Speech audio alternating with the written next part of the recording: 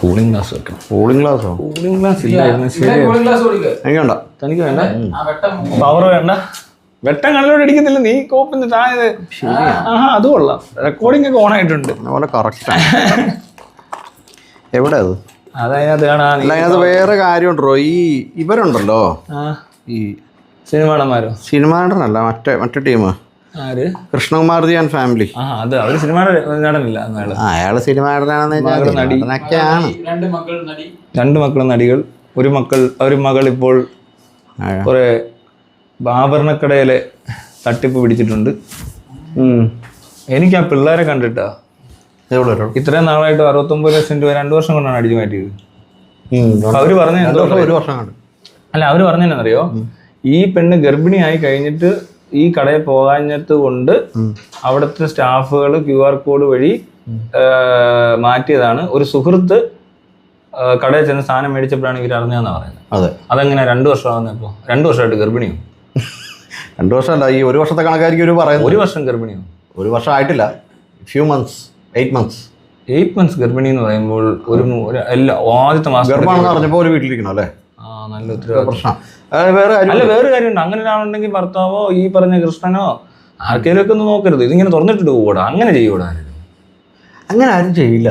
അതൊരു ലോജിക്ക്. ഇത്രയും നാൾ അറിയാതിരിക്കാൻ പറ്റില്ല. അത് അല്ല, 2 വർഷമായിട്ടെന്നുള്ള ഞാൻ ഇപ്പഴും അറിഞ്ഞ കേട്ടോ. 68 ലക്ഷം രൂപയോ 69 ലക്ഷം രൂപയൊക്കെ 2 വർഷമായിട്ട് അടിക്കുവാണെങ്കിൽ പെട്ടെന്ന് അറിയും. അല്ല, എനിക്ക് തോന്നുന്നത് എന്താണെന്ന് അറിയാമോ? ഇവര് ഈ പറയുന്ന കേട്ടോ തോന്നുന്നു ഇവരൊക്കെ തലക്കകത്ത് ചാണകമാണ്. അവരുടെ തലയിൽ ചാണകമെന്ന്. നീയും ചാണകം, ഞാനും ചാണകമല്ലേ? അങ്ങനെയല്ലേ പുള്ളി വിചാരിച്ചേക്കുന്നത്? അതല്ലോ, ഈ കഴിഞ്ഞ കുറെ നാളായിട്ട് ഈ പൈസ അടിച്ചു മാറ്റിക്കൊണ്ടിരുന്ന ഒരു 3-4 പേരെയാ കാണിക്കുന്നത്. അവരെ വിളിക്കുമ്പോൾ ഈ പാവപ്പെട്ട പിള്ളേരുടെ ഇരിക്കുന്ന ഫോണോ അവരുടെ വസ്ത്രങ്ങളോ അല്ലെ അവരുടെ കണ്ടാൽ തന്നെ ഇത്രയും രൂപയൊന്നും 2 വർഷം കൊണ്ട് ഉപയോഗിച്ചായിട്ട് തോന്നുന്നില്ല. എനിക്ക് തോന്നണത് എന്താണെന്ന് അറിയാമോ? ഈ പെങ്കൊച്ച് പറഞ്ഞൊരു കാര്യമുണ്ട്. ഈ 3 പെൺപിള്ളേർ വന്ന് പരാതി കൊടുത്തതിന് ശേഷം അവര് പരാതി കൊടുത്തു, കൗണ്ടർ കേസ് കൊടുത്തതിന് ശേഷം ഇവർ തട്ടിക്കൊണ്ടുപോയി എന്ന് പറഞ്ഞിട്ടൊരു കേസ് കൊടുത്തു. അത് കൗണ്ടർ കേസാണോ? അത് കൗണ്ടർ അയക്കുന്നത്. ഇതിന് മുമ്പ് അവര് പരാതി കൊടുത്തിട്ടുണ്ട്. ആദ്യം മറ്റൊരു ഇത് പുറത്തറിയായിരിക്കും. അതെന്തിനാ അങ്ങനെ ചെയ്യുന്നത്? അപ്പൊ എന്നിട്ട് അത് പുറത്ത് അല്ല, ഞാൻ ചോദിക്കുന്നതല്ലേ. ഇവര് കേസ് കൊടുത്തു കഴിഞ്ഞാൽ അപ്പൊ തന്നെ പോലീസ് അന്വേഷിക്കുകയല്ലേ ചെയ്യണ്ടേ? അല്ലാതെ ഇതങ്ങ് വിടുവോ? പക്ഷെ അവര് പറഞ്ഞതന്നെ പോലീസിൽ പരാതിപ്പെടും എന്ന് പറഞ്ഞപ്പോൾ വീട്ടിൽ വന്നിട്ട് കുറച്ച് പൈസ തിരിച്ചു തന്നെന്നും അവര് കുറ്റസംഭവം നടത്തിയെന്നോ അങ്ങനെയൊക്കെയാണ്ടൊക്കെ പറയുന്നു. അതിനുശേഷം പിന്നീട് വേറെന്തോ സംസാരിച്ചതിന് ശേഷമാണ് പിന്നീട് ഇവർ തമ്മിൽ തെറ്റുന്നതും വീണ്ടും എന്നിട്ട് പോലീസ് കേസ് കൊടുക്കുന്നതെന്നൊക്കെ അങ്ങനെ കണ്ട കഥ. എടോ, ആദ്യമേ ഈ ഫ്ലാറ്റ് വന്ന ഈ കാര്യം പറഞ്ഞെങ്കിൽ പിന്നെ ഈ കൃഷ്ണകുമാർ കൊണ്ട് രണ്ടാമത് വീണ്ടും കൊണ്ട് കേസ് കൊടുക്കുന്ന എന്തിനാ? അവർക്ക് മനസ്സിലായല്ലോ. അങ്ങനെ ഉണ്ടെങ്കിൽ ഈ കൃത്യമായിട്ട് ആളുകളെ കണ്ടുപിടിച്ചെന്നല്ലേ കേസ് കൊടുക്കുന്നത്, അല്ലാതെ അപ്പൊ തന്നെ അവരെ അറസ്റ്റ് ചെയ്യത്തില്ലേ? പോലീസ് എന്താ അത് പിടിക്കാത്തെ? പോലീസ് കേസ് അന്വേഷിക്കാനുള്ള പരിപാടി പിന്നെ ഞാനൊരു ദിവസം രാവിലെ സിദ്ദിഖ് പരാതി കൊടുത്തപ്പോൾ വൈകിട്ട് ഞാൻ ഒളിവിലും പോയി. രാവിലെ അവരെന്നെ അറസ്റ്റ് ചെയ്ത് കള്ളവാർത്ത കൊടുത്ത CA ഒക്കെ ഉണ്ടല്ലോ ഇവിടെ. അപ്പൊ ഇത്രയും ഒരു 69 ലക്ഷം രൂപയുടെ തട്ടിപ്പ് നടത്തിയേക്കുന്നത്, അതും BJP-യുടെ നേതാവും സിനിമാ നടനും ഇത്ര പ്രശസ്തരായ ഒരു കുടുംബത്തിന്റെ ഒരു ബിസിനസ്സിൽ ഇത്ര പണ തട്ടിപ്പ് നടത്തിയാൽ പോലീസ് ഒരു 6 ദിവസം കഴിഞ്ഞ് അന്വേഷിക്കത്തുന്നതാണെന്നാണ് വിചാരിച്ചത്? അല്ല, അപ്പൊ തന്നെ ചെയ്തില്ലേ? ഇവര് പാർട്ടി ഹോൾഡുള്ളവരും അതും ഇത് വെക്കുക. ഈ കൊടുക്കാനുള്ള പൈസ കൊടുക്കാൻ ചിലപ്പോൾ കുറച്ച് പൈസ കൊടുത്തല്ലോ. ഇതൊരു സാമ്പത്തിക ക്രമക്കേടും കൂടിയാണല്ലോ. സാമ്പത്തിക ക്രമക്കേടാണ്. പക്ഷെ ഇതിനകത്ത് സംഭവിച്ചത് എന്നാന്ന് വെച്ചാൽ ഇവര് മൊത്തത്തിൽ പറയുന്ന കേട്ടാ ഇതിനൊന്നും തമ്മിലൊരു ഇത് ചേർച്ചയില്ലടൂ. നമ്മൾ വെറുതെ ഇരുന്ന് അങ്ങ് ആലോചിച്ചാൽ മതി. അല്ല, നമ്മൾ ഭയങ്കര ഇത്രയൊക്കെ സാമാന്യ ബുദ്ധി അല്ലേ? ഈ കോമൺ സെൻസിനാണ് സാമാന്യ ബുദ്ധി ആണോ? അത് മാത്രമേ നമ്മൾ ഉപയോഗിക്കാറുള്ളൂ. അത് വെച്ചാണ് ഈ പറയുന്നത്. അത്രയും മാത്രമേ അതിന്റെ ആവശ്യമുള്ളൂ. അത് സാധാരണ എല്ലാവർക്കും ചിന്തിക്കാവുന്ന പോലെ. ഞാൻ ആലോചിച്ചിട്ട് ഇതിന് ഇങ്ങനെയൊക്കെയാ കാണുന്നത്. അതുമല്ല, ഇത്രയും നാൾ ഈ സാധനം നടത്തിയിട്ട് 69 ലക്ഷം രൂപ പോകുമ്പോൾ ഒരു പ്രശ്നമുണ്ട്. ഇത് എത്ര നാൾ കൊണ്ടുപോയാലും ഈ കടയിലെ സാധനങ്ങൾ തീരുമ്പോൾ മേടിക്കാറില്ലേ? അതാ പറഞ്ഞത്. അപ്പൊ അതിനകത്ത് ഇവർക്ക് ഈ പൈസ ചുമ്മാ മേടിച്ചു കൂട്ടുവാണോ? ചെലവാകുന്നില്ലെന്ന് പറഞ്ഞാൽ ഇവരെന്താ ഈ ഷെൽഫിലൊക്കെ ഇരിക്കുന്ന സാധനങ്ങള്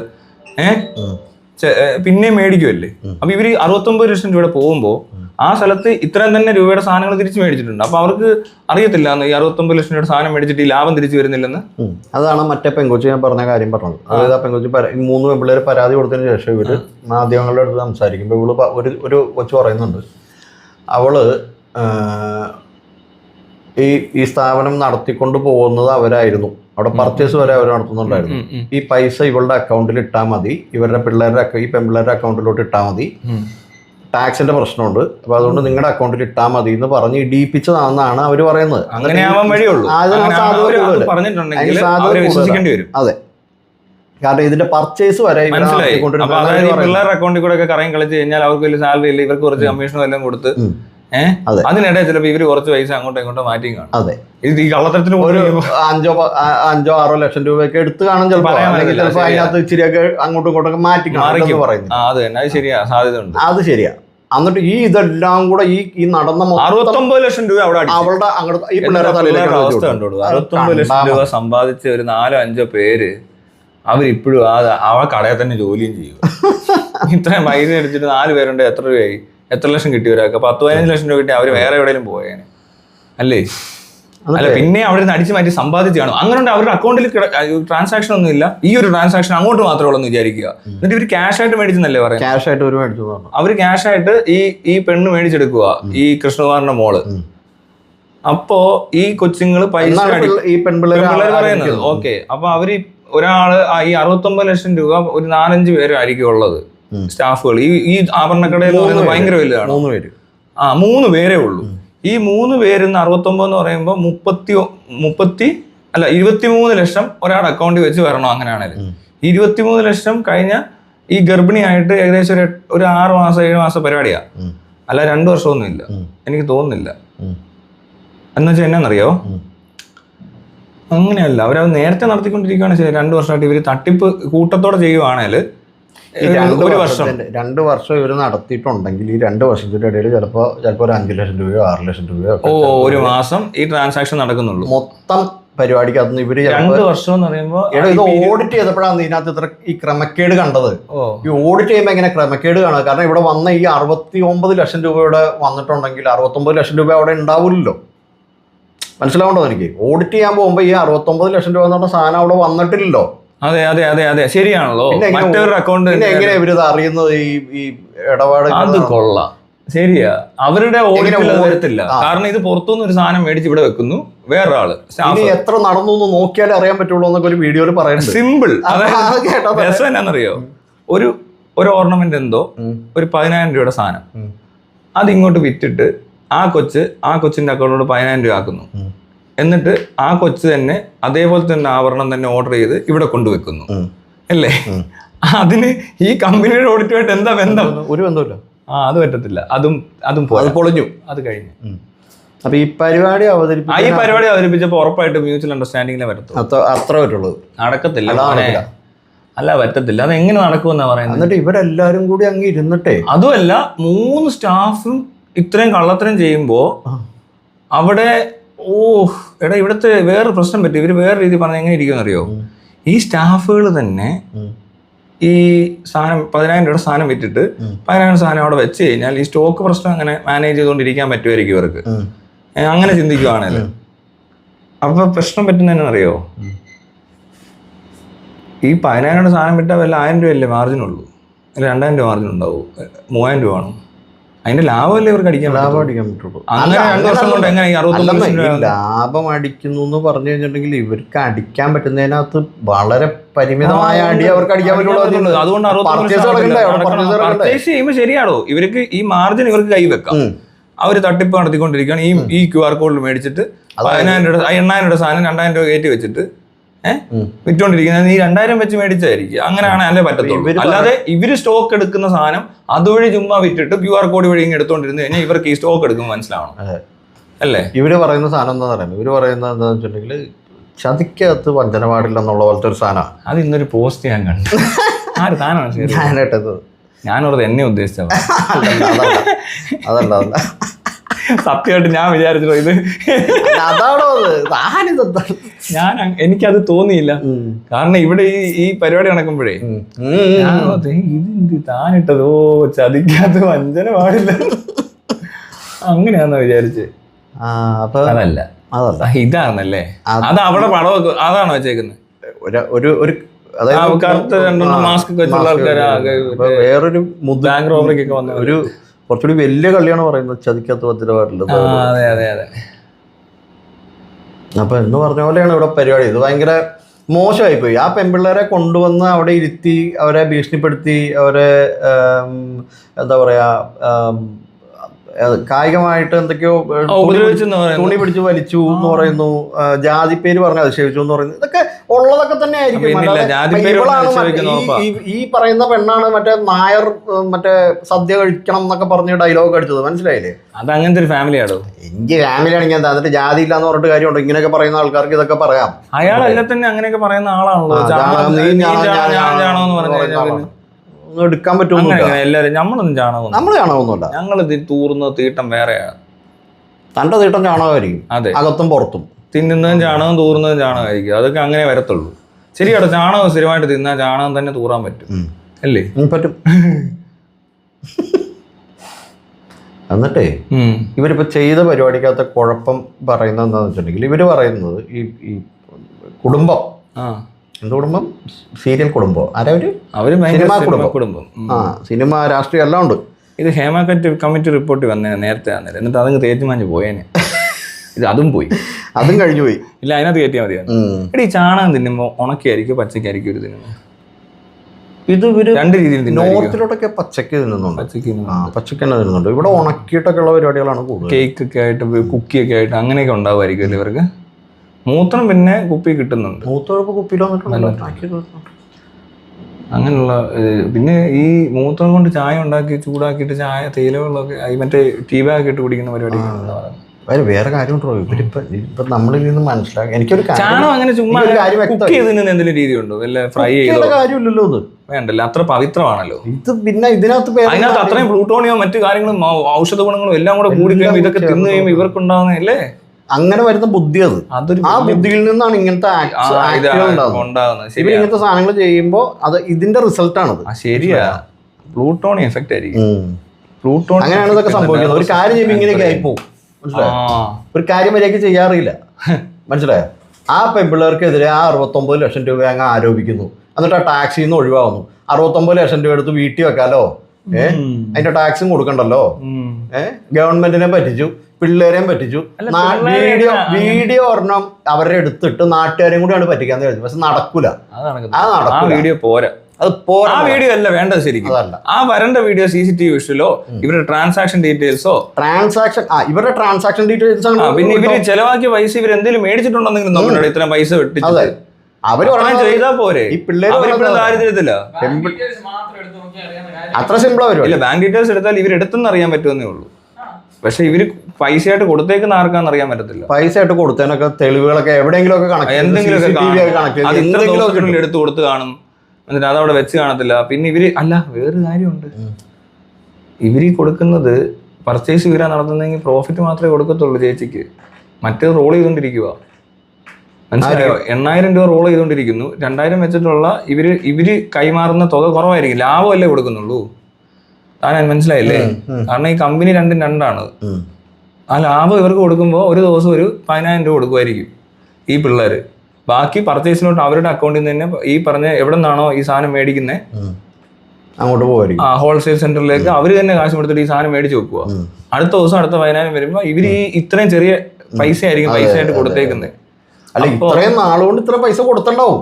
അല്ല 69 ഒന്നും വരത്തില്ല. അത് അത്രയും നാളൊന്നും പോരാ.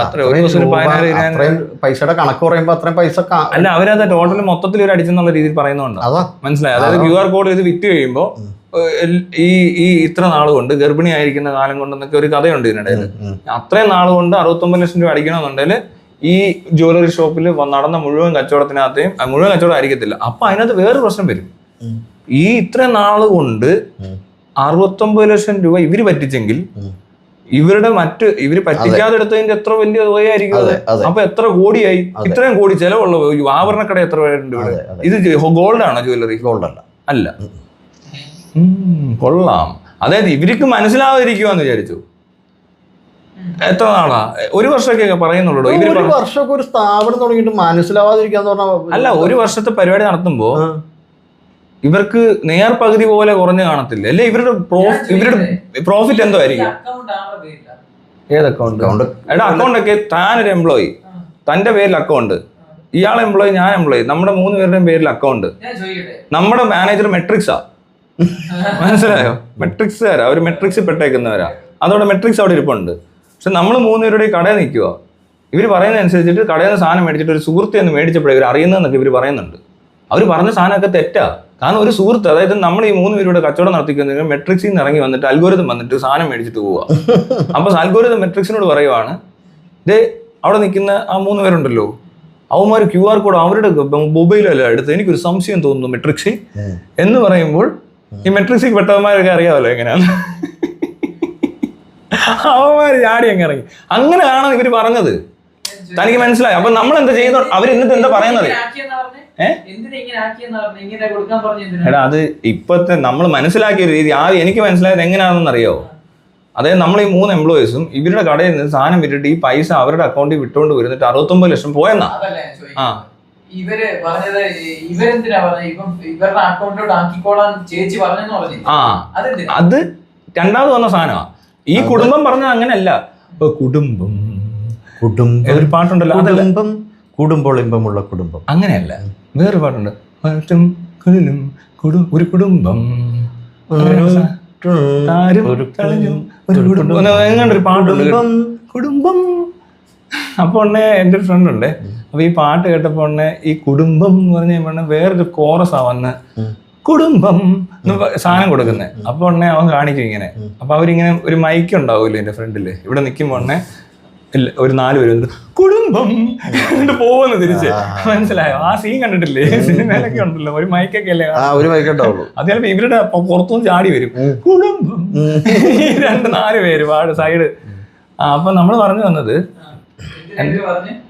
അതായത് ടാക്സ് ഇഷ്യൂസ് വരും എന്നുള്ളത് കൊണ്ട് ഈ കമ്പനി സ്ഥാപനത്തിന്റെ അക്കൗണ്ടിലോട്ട് പൈസ ഇടണ്ട, നിങ്ങൾ നിങ്ങളുടെ അക്കൗണ്ടുകളിലേക്ക് പൈസ ഇട്ടാൽ മതി എന്ന് പറഞ്ഞ് ചേച്ചി പറഞ്ഞത് കൊണ്ടാണ് ഞങ്ങൾ അത് ചെയ്തത് പിള്ളേര് പറയുന്നത്. അത് കേട്ടിട്ട് അത് ഭയങ്കര ജെന്യൂനായിട്ട് പറയുന്ന പോലെയാണ് തോന്നുന്നത്. അത് ഉണ്ടാവാൻ സാധ്യതയുണ്ട്. മനസ്സിലായോ? പിന്നെ ഇവര് ചിലപ്പോ 1, 2, 5 ലക്ഷം രൂപ ഇതിനകത്തുനിന്ന് ഈ പറഞ്ഞ ഇടപാട് സ്ഥാപനം റൺ ചെയ്യുന്ന പൈസ ഇവരുടെ കയ്യിൽ അങ്ങോട്ടും ഇങ്ങോട്ടും എടുത്ത് കാര്യങ്ങളൊക്കെ ചെയ്യും. മനസ്സിലാവണ്ടോ? സ്വാഭാവികമായിട്ട് നടക്കുന്ന പരിപാടിയാണ്. തട്ടിപ്പായിട്ട് പോലും ചിലപ്പോൾ വിചാരിച്ചിട്ടുണ്ടാവില്ല, ആവശ്യങ്ങൾക്കൊക്കെ ഇതുപോലെ ചെറിയ പരിപാടികളൊക്കെ നടത്തിയിട്ടുണ്ടാവുന്നേ. മനസ്സിലാവുണ്ടോ? ഇല്ലെന്നൊന്നും പറയുന്നൊന്നുമില്ല. പക്ഷെ എന്നും പറഞ്ഞുകൊണ്ട് അവരെ അങ്ങ് പിടിച്ചിരുത്തി ഖരാബോ ചെയ്ത് എനിക്ക് ചോദിക്കാനുള്ളത്, ഇത് ഒരിക്കലും പിടിക്കത്തില്ലെന്ന് വിചാരിച്ച് 69 ലക്ഷം മാറ്റിയെന്ന് പറഞ്ഞാൽ എങ്ങനെ വിശ്വസിക്കാം? പറഞ്ഞത് അത് വിശ്വസനീയമല്ല, മൊത്തം. അപ്പൊ വേറെ പ്രശ്നം വരും. എന്താന്നറിയോ? ഇത്രയും വലിയൊരു തുക അല്ല, ഞാൻ പറയാം ഇത്രയും വലിയൊരു തുക കാണാതായത് പോലത്തെ ഒരു റിയാക്ഷൻ ഇവരുടെ ഭാഗത്തുനിന്ന് ഇവർ ക്രിയേറ്റ് ചെയ്താണോ? അപ്പോ ആ റിയാക്ഷൻ പോലും എനിക്ക് ഫേക്ക് ആണ്. അതായത് പിടിച്ചോണ്ട് പോയി ഉപദ്രവിച്ചു അടിച്ചു എന്നൊക്കെ പറയുന്ന സാധനം ഫേക്ക്. ഇവരെ പിടിച്ചോണ്ട് പോയി എന്ന് പറയുന്ന സാധനം മറ്റേതാണ്. ഈ 5-8 ലക്ഷം രൂപയുടെ ആ കേസ് 8 ലക്ഷം രൂപയുടെ എന്നും പറഞ്ഞല്ല കൊടുത്തിട്ടുള്ളത്, 69 ലക്ഷം രൂപയുടെ ഇവരിലേക്ക് ആരോപിച്ചെന്ന്. ഇങ്ങനെ ഒരു സാധനം ഇതിനകത്ത് കിട്ടി കഴിഞ്ഞാൽ ഇവർക്ക് അതിനകത്തൊരു ബെനിഫിറ്റ് ഉണ്ടല്ലോ. അപ്പൊ ആ ഫോൺ കോളിൽ ആ ചേച്ചി പറയുന്നത് നിന്നെയൊക്കെ ഇല്ലാണ്ടാക്കിക്കളെ, നീ മറ്റേ കേസ് കൊടുക്കും മറിച്ച കേസ് കൊടുക്കും, കള്ള കേസാ കൊടുത്തേക്കുന്നത്. അത് ഫേക്കാ ഉറപ്പാ. കണ്ടിട്ട് അങ്ങനെ മനസ്സിലാവുന്നത്. അത്രയും അത് ഫേക്ക് ആയിരിക്കണമല്ലോ. ആ പിള്ളേരൊക്കെ വെറുതെ അന്തം വിട്ടിരിക്കുകയാണ്. അതല്ല, വേറൊരു കാര്യം ഞാൻ പറയാം, വേറൊരു കാര്യങ്ങൾ പറയാം. ആ പിള്ളേരെ കണ്ടല്ലോ, അതുങ്ങള് എന്ന് വെച്ചോണ്ടിരിക്കുന്ന സാധാരണ പെൺപിള്ളേരാ. അല്ലാതെ ജ്വല്ലറി ഷോപ്പില് എടുത്തു കൊടുക്കാൻ നിൽക്കുന്ന പെൺപിള്ളേര് ഇത്രയും പൈസ അടിക്കും. അത് ഇവരെ പോലുള്ള ആൾക്കാരെ കണ്ണു വെട്ടിച്ച് അടിക്കാൻ ധൈര്യം കാണിക്കുന്ന പോലും പ്രശ്നം. അവർക്ക് ആ ധൈര്യം ഇല്ല. ശ്രദ്ധിച്ചാണോ? അവരെ കൊണ്ട് നടക്കത്തില്ല. അവർ ഈ പൈസ കൊണ്ട് അവരുടെ വീട്ടിൽ ചെന്നാൽ പോലും അവിടെ ഒരു മാറ്റം ഉണ്ടായ നാട്ടുകാർ പറയും, ഇവരുടെ ഇത്ര പൈസ താണെന്ന് വെച്ചേക്ക്. പെട്ടെന്ന് ഇവള് ഗർഭിണിയായിരിക്കുന്ന ഒരു 6 മാസം 7 മാസം 8 മാസോ 10 മാസോ എല്ലാം വേണ്ട, പ്രസവിച്ചില്ലല്ലേ, എല്ലാം നമുക്ക് കൊച്ചിനെ നോക്കുവാന്ന് പറയാം. താമസിച്ചു കൊടുത്താൽ മതിയാണ്. അതാണ് അവർക്ക് പറ്റിയ തെറ്റ്. ഒരു 69 ലക്ഷം ഉണ്ടാക്കാനുള്ള ഒരു ഗ്യാപ്പ് കൊടുത്തിട്ട് എടാ ആരും ഇവരുടെ നിങ്ങൾക്കറിയത്തില്ലേ, ചുമ്മാ അങ്ങനെ പോകാൻ പറ്റത്തില്ല. അവിടെ പശുക്കളെ നോക്കണം. എടാ അത് കളിച്ചും ചിരിച്ചും അവര് വീട്ടിൽ ഇങ്ങനെ ഗോക്കുളം മേച്ചും കളിച്ചും ചിരിച്ചിരിക്കുക. മനസ്സിലായോ? പോരാത്തിന് റംബുട്ടാനും. മനസ്സിലായില്ലേ? അവിടെ എങ്ങനെ പോകും? വീട്ടിൽ പുറത്താണോ? ഇഷ്ടംപോലെ അകത്തും പുറത്തും. ഇഷ്ടംപോലെ റംബുട്ടാൻ. എന്തോ ഒരു ലവ് ലെറ്റർ സീൻ ഉണ്ടാകും. പണ്ടാന്ന് ഞാൻ അത് വീഡിയോ ഇട്ടിട്ടുണ്ട്. എനിക്ക് ഞാൻ മറന്നുപോയി അത്. അപ്പൊ ആ ചാണക പരിപാടിയുണ്ട്, മനസ്സിലായില്ല. അപ്പൊ പശുക്കളെ വീട്ടിൽ വളർത്തുന്നുണ്ട്. അപ്പോ ഈ ഗർഭിണിയായിരിക്കുന്ന ഈ പെൺകുട്ടി അവള് മാത്രം ജോലിക്ക് പോകുന്ന അതെന്തോ പ്രശ്നമുണ്ട്. ഇവര് 7 പേർക്കെതിരെ കേസ് കൊടുത്തേക്കുന്നത്. അതായത് ഇവര് അപ്പനും അമ്മയും 3 പിള്ളേരല്ലേ ഉള്ളു, 4 പിള്ളേരും പിന്നെ അവിടെ ഭർത്താവുമായിരിക്കും അല്ലേ. 7 പേർക്കെതിരെ കേസ് കൊടുത്തിട്ടുണ്ട്. ഈ 7 പേര് അല്ലല്ല, ഈ 7 പേരടങ്ങുന്ന കുടുംബമല്ലേ പരാതിപ്പെട്ടേക്കുന്നേ. ഈ 7 പേരിവിടെ ഇരുന്നിട്ട് ഒറ്റ പെണ്ണിനെ മാത്രം പണിക്ക് വിട്ടിട്ട് അവളൊന്ന് ഗർഭിണിയായപ്പോ ഒരുത്തി പോലും തിരിഞ്ഞു നോക്കാത്ത എന്നാ കുടുംബമാണ് ഇത്? മോശമായി. ചോദ്യമാണോ അത്? തന്തയ്ക്കും തള്ളയ്ക്കൊക്കെ എന്താ പണി? പശു തന്നെയാ. പശു വളർത്തുമായിരിക്കും. റംബുട്ടാനൊക്കെ ആരിടും? അത് പുഴുങ്ങി തിന്നും. ചാണകം തന്നെ തിന്നും. നീയും ചാണകം ഞാനും ചാണകം, അറിയാവോ?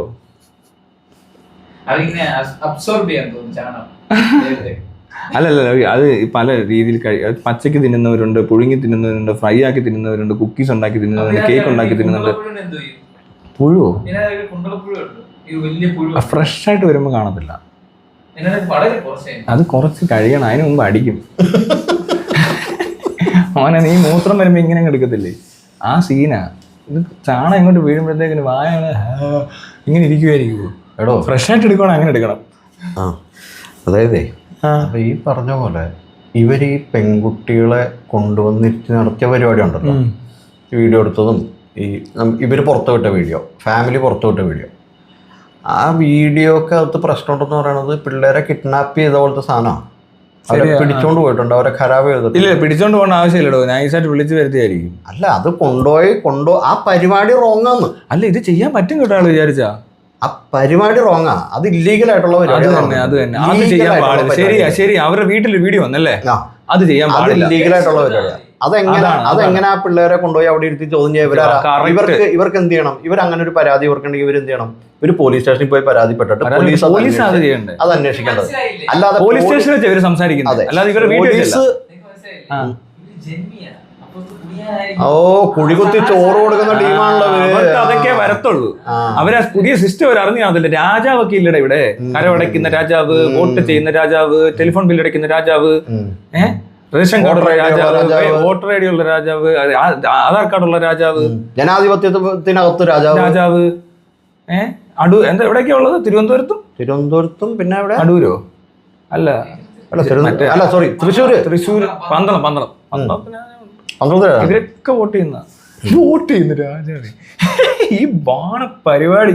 ഒരുത്തനുണ്ടല്ലോ രാജാവെന്ന് പറഞ്ഞ് നടക്കുന്നത് വേറെ തന്നെ. തിരുവനന്തപുരത്ത് ഒരു ചെറുപ്പക്കാരനാ, അവന് രാജാവാന്ന് തോന്നുന്നു. അതൊരു ഗതികേട്. അതെ, ഡിലൂഷൻ ആണോ അത്? അതായത് ഇയാൾ ആദ്യം വന്ന സമയത്ത് ഡിലൂഷൻ അല്ല, അത് വേറെ സാധനം. ഞാൻ വേറെ ആരോ ആണെന്ന് മൾട്ടിപ്പിൾ പേഴ്സണാലിറ്റി ഡിസോർഡർ. അതുമല്ല, നമ്മൾ നേരത്തെ പറഞ്ഞൊരു സാധനം ഉണ്ടല്ലോ, അത് മറന്നുപോയി. നമ്മൾ മറ്റൊരാളാണെന്ന് സ്വയം വിചാരിക്കുകയും അതനുസരിച്ച് ബിഹേവ് ചെയ്യുകയും ചെയ്യുന്ന ഒരു പരിപാടിയുണ്ട്. അതല്ലാതിരിക്കാൻ ആ ടൈം മറന്നുപോയി. കൺഫാബുലേഷൻ എന്നാണ്. ഓക്കെ. അപ്പോ ഈ പറഞ്ഞ പോലെ അങ്ങനത്തെ ഒരു പ്രത്യേക മാനസിക നിലയുള്ള ഒരു അവസ്ഥയിലേക്ക് അയാൾ എത്തിയത്. അയാൾ ഇനീഷ്യൽ സ്റ്റേജിലൂടെ വന്ന സമയത്ത് അയാളുടെ മദറായിരുന്നു ആദ്യം രാജകുമാർ, മറ്റേ തമ്പുരാട്ടിയാന്നും പറഞ്ഞ് നടന്നുകൊണ്ടിരുന്നത് അയാളുടെ മദറായിരുന്നു. അത് കഴിഞ്ഞിട്ട് പിന്നീട് ഇയാളുടെ എൻട്രി നടക്കുന്നത്. അപ്പൊ ഇയാൾ ആദ്യമൊക്കെ ഇയാൾ ഭയങ്കര മര്യാദക്കൊക്കെ വർത്താനമൊക്കെ പറഞ്ഞ് ഭയങ്കര നോർമലായിട്ട് പോയ ആളാണ്. ഒരു ഘട്ടം കഴിഞ്ഞ് കഴിഞ്ഞപ്പോഴേ ഇയാൾ രാജാവായി. ആരും കളിയാക്കി വിളിച്ചായിരിക്കും രാജാവെന്നും വിളിച്ചു. ശരി, രാജാവേന്ന് വല്ലതും പറഞ്ഞോളൂ. അവൻ ഇറങ്ങി നടക്കുവാടെ ഇങ്ങനെ ഒരു വല്ലാത്തൊരു രാജാവായിട്ട്. സിമ്പിളാന്നൊക്കെ രാജാവ് ഭയങ്കര സിമ്പിളാണ്. ഇത് വളരെ സിമ്പിളാ. ഈ രാജാവ് സിമ്പിൾ അല്ലേ? അവനെന്റെ സിമ്പിൾ അല്ല, അവൻ എന്തുമായിരാന്നാ പറഞ്ഞേ. എന്നാ പിന്നെ കിരീടം വെച്ച് വരട്ടെ. അതെ, കിരീടവും പഴയ ആ കോസ്റ്റ്യൂം ഒക്കെ ഇട്ടിക്കൊണ്ട് കിരീടം കോസ്റ്റ്യൂം വിട്ടേക്ക് ഈ കാലത്തൊന്നും വെക്കാം. പക്ഷെ കിരീടം വെക്കാൻ കയ്യിലൊരു ചെറിയൊരു സാധനം, പഴയ വല്ല വാളോ, ഇപ്പൊ വാഴ വെട്ടിയാൽ പോലും മുറിയാത്ത കുറെ വാളെടുത്ത് വെച്ചിട്ടുണ്ട്. ഇതൊക്കെ വെച്ച് വെട്ടിക്കൊന്ന് എങ്ങനെയാന്ന് അറിയത്തില്ല.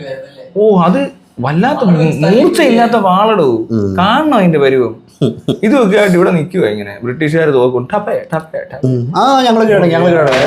അല്ല, കീഴടങ്ങല്ല, പിന്നെ എന്തുമാതിരി ചെയ്യാൻ. ഇവിടുന്ന് പൊട്ടുന്ന ബോംബാ. അവന്മാർ ഈ കോപം പിടിച്ചോണ്ട് നിൽക്കുക, ഈ ഉണ്ണിക്കൊടുവേറൊക്കെ ഉള്ളവന്മാര് തോർത്തു കൊടുത്ത്. ആ പഴയ രാജാവിന്റെ ഒക്കെ ഫോട്ടോ ആണ് ഇവിടുത്തെ. ഏതോ ഒരു ഫോട്ടോ ഉണ്ട്, ഒരു ഫോട്ടോ, അത് ഇവിടെ വന്ന് ബ്രിട്ടീഷുകാർ എടുത്തു കൊടുത്ത ഫോട്ടോ. അല്ലാതെ ഫോട്ടോ ഒരിക്കലും വരത്തില്ല. ഇതിനകത്ത് ഇവന്മാരുടെ കയ്യിലിരിക്കുന്ന ഈ ഫോട്ടോസും ഇതിനകത്തിരിക്കുന്ന പല സാധനങ്ങളും ഇത് ഇവിടെ മെമ്മറി ആക്കി വെച്ചേക്കുന്നത് എഴുതി പിടിപ്പിച്ചത് എല്ലാം ഈ ബ്രിട്ടീഷുകാരാണ്. അതുകൊണ്ട് ബ്രിട്ടീഷുകാർ പറഞ്ഞ ചരിത്രം നമ്മുടെ കയ്യിലുള്ളൂ. അല്ലെ കാണുന്ന എന്തോ ഇവര് കണ്ടത്, ഇവര് കാണിച്ച രാജാവ് അവർക്ക് താല്പര്യമുള്ള ഏതോ രാജാവിന്റെ ഫോട്ടോ ആയിരിക്കും ചിലപ്പോൾ. അതെ, അത് ഇതെങ്ങാണ്ട് ഫോട്ടോ എടുത്ത് പോയപ്പോ എത്രയോ ടൺ മറ്റേ ഇനി വല്ല രാജാവാന്ന് പറഞ്ഞ് വേറെ വല്ലത്തിനെ പിടിച്ചിരുത്തി എടുത്താണോന്ന് അറിയാൻ പറ്റത്തില്ല. ബ്രിട്ടീഷുകാരല്ലേ നീ? ആ ഫോട്ടോയെ കുറിച്ച് പറയുന്നേ, താൻ പറഞ്ഞ ഫോട്ടോ കണ്ടില്ലേ? ആ ഫോട്ടോ മനസ്സിലായി, മുണ്ട കൊടുത്ത് തല ഇങ്ങനെയൊക്കെ വെച്ച്.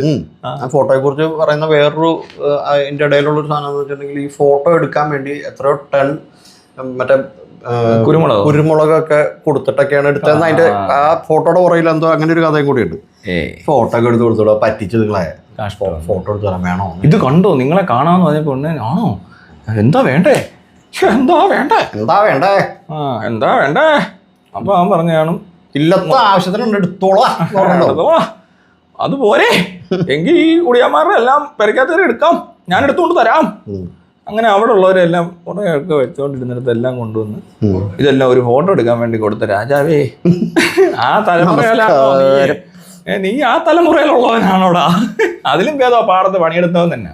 സത്യം, അതിനൊരു അന്തസ്സുണ്ട്. അതെ, അവൻ പണിയെങ്കിലും എടുത്തുണ്ട്. ഇവൻ ചുമ്മാ ഇരിക്കുവായിരുന്നു. അപ്പൊ അതുകൊണ്ട് ഫോട്ടോ എടുത്ത് പറ്റിച്ചിട്ട് പോയി. മറ്റവരെ ഇവൻ പറ്റിക്കുന്നു, ഇവനെ ബ്രിട്ടീഷുകാരെ പറ്റിക്കുന്നു. അപ്പൊ ഒരു മിനിറ്റ് അപ്പൊ ഈ ഭരണകാലത്ത് നടന്ന പോലത്തെ പരിപാടികളൊക്കെ ഇപ്പോഴത്തെ കാലത്ത് ചെയ്യുന്ന പോലത്തെ പരിപാടികൾ നടക്കില്ല. ആളുകളെ പിടിച്ചുകൊണ്ടുവന്ന് ഇരുത്തുക, ജോലി ചെയ്യുന്ന സ്ഥലത്തെ ആളുകൾ ഫോളോ ചെയ്യുന്നതിന്റെ ഒരു പ്രശ്നം, ട്രഡീഷൻ കുറച്ച് കൂടുതലാണ്. അപ്പൊ കൊണ്ടുവന്ന് ഇരുത്തുക, അവരെ ഭീഷണിപ്പെടുത്തുക, അവരെ പേടിപ്പിക്കുക, ഈ വക പരിപാടികളൊക്കെ നടത്തിയിട്ട് എന്നിട്ട് അവിടെ തീരുന്നില്ല. എന്നിട്ട് അവര് ചിലപ്പോ പൈസ എടുത്തിട്ടുണ്ടാവും. അത് വീണ്ടും പറയണം, പൈസ എടുത്തിട്ടുണ്ടാവും. ആ എടുത്ത പൈസയുടെ കൂടെ ഈ ബാക്കിയുള്ള പൈസ മുഴുവൻ ഇവര് തന്നെ ഉണ്ടാക്കിയ ഒരു സംവിധാനത്തിനകത്തൂടെ പൈസ മുഴുവൻ അടിച്ചു കയറ്റി അവരുടെ പെടലേക്ക് വെച്ചു കൊടുത്ത് അവരെ മോശക്കാരാക്കി, ഏറ്റവും മോശം പിള്ളേരാണെന്ന സ്ത്രീകളാണെന്നുള്ള രീതിയിൽ നാട്ടുകാരെയും പറയിപ്പിച്ച് അപമാനിച്ച് ഭാവി ജീവിതം തകർത്ത് ബുദ്ധിമുട്ടാക്കി കൂട്ടത്തിൽ നിർത്തിയാണെങ്കിൽ കാണിച്ചിട്ടുണ്ടെങ്കിൽ 3 പെൺമക്കളുള്ള നിങ്ങള്, അതും വേറെ ആരുടെ മക്കളാ? അത് തെണ്ടിത്തര കേട്ടോ. അങ്ങനെ എന്തെങ്കിലും തീരുമാനം നടത്തിയിട്ടുണ്ടെങ്കിൽ നീയൊക്കെ എന്തിനാണ് ഇങ്ങനെ ഇതും കളിച്ചോണ്ട് വേറെ വല്ല പണിക്കുമ്പോ കൂടെ ആണോടാ? നിനക്ക് 3 പെൺമക്കൾ അല്ലേ? എന്നിട്ട് വേറെ പെണ്ണുങ്ങളെ ആ പിള്ളേര് ആരുടെയോ മക്കൾ വല്ലവരും പിള്ളേരാകുമ്പോ ആരാണല്ലോ എന്ത് വേണേ കാണിക്കാമല്ലോ. എന്റെ മക്കളെ മാത്രം തീറ്റിയാൽ മതിയല്ലോ. അതാ ചാണകം തിന്നുന്നവർക്ക് പിന്നെ അവര് ചാണകം തിന്നത്തില്ലായിരിക്കും വീട്ടിൽ. അവരുടെ വീട്ടിൽ ചാണകം. ഇനി എനിക്ക് ഉപഭോക്താവിനോട് പറയാനുള്ളത്, എപ്പോഴും ശ്രദ്ധിക്കുക, നിങ്ങളൊരു കടയിൽ നിന്നും സാധനം മേടിക്കുമ്പോൾ അതെന്ത് സാധനമായിക്കോട്ടെ, അവിടെ ഈ ഏതെങ്കിലും ഒരു QR കോഡ് കണ്ടാൽ, അവിടെ എംപ്ലോയീസിൻ്റെ QR കോഡ് കാണിച്ചാൽ നിങ്ങൾ മേടിക്കരുത്. ഇനി മാത്രമല്ല, അവിടെ ഏതെങ്കിലും സ്റ്റിക്കറിൽ QR കോഡ് കണ്ട് നിങ്ങൾ അവത്തിലേക്ക് പണം അടച്ചു കഴിഞ്ഞാൽ നന്ദിയുണ്ടേ എന്ന് പറഞ്ഞില്ലെങ്കിൽ അതിലൊരു തിരിമറിയുണ്ട് എന്ന് നിങ്ങൾ തിരിച്ചറിയുക. അത് മറ്റേതെങ്കിലും സൈബർ കുറ്റവാളികളോ അല്ലെങ്കിൽ പിന്നാരാ പണത്തട്ടിപ്പുകാരോ ഒക്കെ ആയിരിക്കും. നന്ദിയുണ്ട് അത് കേൾക്കണേ, നന്ദിയുണ്ട് താങ്ക് യു എന്ന് കേട്ടാലും മതി. അല്ലെങ്കിൽ അത് തട്ടിപ്പാകാൻ സാധ്യതയുണ്ട്. ഇത് പൊതുജന താല്പര്യാർത്ഥം നമ്മൾ അറിയിക്കുന്നു. നന്ദിയുണ്ട് താങ്ക് യു. പിന്നെ നിങ്ങൾക്ക് ഈ ശബ്ദം കേൾക്കുമ്പോൾ എന്തെങ്കിലും പ്രതികരിക്കണമെന്ന് തോന്നുകയാണെങ്കിൽ താങ്ക് യു മമ്മൂട്ടി എന്ന് പറഞ്ഞാലും മതി. അല്ലെങ്കിൽ മലയാളത്തിലാണെങ്കിൽ ശരി മമ്മൂട്ടി എന്ന് പറഞ്ഞാൽ ഓക്കേടെ മമ്മൂട്ടി അത്രയും ചെയ്യാവുന്നതാണ്. ഇനി വേറെ എന്തെങ്കിലും പറയാനുണ്ടോ ഇതിനെപ്പറ്റി? ഇനി ഇതുമായിട്ട് ബന്ധപ്പെട്ട് ഒന്നും പറയാനൊന്നുമില്ല. ഇങ്ങനെ ഇപ്പൊ ഈ പറഞ്ഞ കാര്യങ്ങളൊക്കെ നമുക്കിനി വേറെ രീതി പറയാം. ഇപ്പൊ ഈ പറഞ്ഞ കാര്യങ്ങളൊക്കെ ഇത് കണ്ടിട്ട് നമുക്ക് തോന്നുന്ന കാര്യങ്ങളാണ് ഈ പറഞ്ഞിട്ടുള്ളത്. ഇനി നമുക്ക് കുറച്ച് ഇമോഷൻ ഇടാം.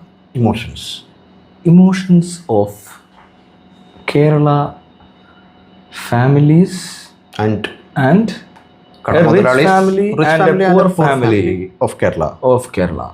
ഒരു പാവപ്പെട്ട വീട്ടിലെ ഒരു പെങ്കൊച്ച് ഒരു ഏതെങ്കിലുമൊക്കെ ജ്വല്ലറി വർക്ക് ചെയ്യാൻ വരുമ്പോൾ അവർ ചിലപ്പോൾ കുറച്ച് പൈസക്ക് ഇവർക്കൊക്കെ എത്ര സാലറി ആണോ നടത്തില്ല, അങ്ങനത്തെ 7,000 രൂപ സാലറിക്ക് ജോലി ചെയ്യാൻ വന്നവരെ കൊണ്ട് അവര് തട്ടിച്ചു വെട്ടിച്ചു എന്ന് പറയുന്ന രീതിയിലാണ് ഇത് ചെയ്തതെങ്കിൽ ആ കുടുംബം ഒരു 10,000 രൂപയ്ക്ക് ജീവിച്ചു പോകുന്ന കുടുംബമായിരിക്കും. ആ വീട്ടിലൊരു പെങ്കൊച്ചിനെ കുറിച്ച് ഒരു തട്ടിപ്പാരിയാണെന്ന് പറഞ്ഞിറക്കുക എന്ന് പറഞ്ഞാൽ അത് എന്തൊരു ദ്രോഹമാണ്. കൊള്ളാവോ? ചെയ്യാം. എന്ത് തരം ബുദ്ധിയാണ് ഇതിന്റെയൊക്കെ? അങ്ങനെ ചെയ്യാവോ? പിന്നെ പോട്ടെ. അപ്പൊ ഇനി വേറൊരു കാര്യം എന്ന് പറഞ്ഞാൽ ഇവര് ഈ കേസ് മുക്കാനാ നോക്കിയത്. അതെന്തിനാന്നുള്ളൊരു ചോദ്യമുണ്ട്. ഈ കേസ് പുറത്തു വരാതിരിക്കാനുള്ള രീതിയിൽ അവർ കേസ് നടത്തുന്നത് ഈ ഫാമിലി. അതെന്താ ഇമോഷൻ? ഇത് പറഞ്ഞു ഇമോഷനിലേക്ക് വന്നിട്ടുണ്ട്. അത് വിട്ടുപോയി. എനിക്കത് ആലോചിക്കുമ്പോൾ ഇമോഷണലായിട്ട് പറയാം. മുഖം വേണോ അതോ വെറുതെ പറഞ്ഞാൽ മതി? അപ്പൊ കാണിക്കാം നമുക്ക് കേട്ടോ. ആ കുട്ടികളോട്, അപ്പാവും പെൺകുട്ടികളോട് ഇവർ ചെയ്തത് എന്താണെന്ന് ഇവരറിയുന്നില്ല. ഇവരോട് കാര്യമല്ലല്ലോ ഇത്. അതെന്തായിരുന്നത്? പോയോ? അതല്ല അത് ഇവരുടെ കാര്യം പറയായിരുന്നു. ഇവരെ ഇങ്ങനെ കൊണ്ടുവന്ന് ഇങ്ങനെ ഇത്രയും നാളിങ്ങനെ പൈസ കൃത്രിമം നടത്തിക്കൊണ്ടിരിക്കുക എന്ന് പറഞ്ഞാൽ അത് പോസിബിൾ അല്ലടോ. അത് വെറുതെ സാമാന്യം. നമ്മൾ ആദ്യം ആ സാധനമൊക്കെ പറഞ്ഞാ അങ്ങോട്ടല്ല നമ്മൾ പോകേണ്ടത്. നമുക്ക് ഇമോഷൻ വേണം. ഞാൻ വിഷയത്തിൽ നിന്ന് തെന്നി മാറിയല്ലേ. ഞാൻ വേണം ബീജി ഇടാം. ഒരു സാഡ് ബീജി ഇടാം. ഞാനിപ്പോ പറഞ്ഞ നേരത്തെ ഉണ്ടത്. എന്നാലും നിനക്ക് 3 പെൺപിള്ളേരല്ലടാ.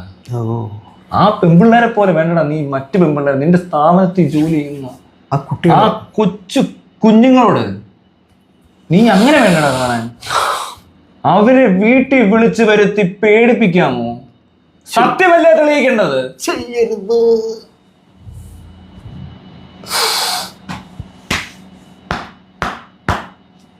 നന്ദിയുണ്ടേ എന്ന് പറയണം ഇങ്ങനെ തട്ടുമ്പോ. മനസ്സിലായി? നന്ദിയുണ്ട്. അതൊക്കെ ആവശ്യമാണ്. ഓക്കെ ശരി എന്നാ.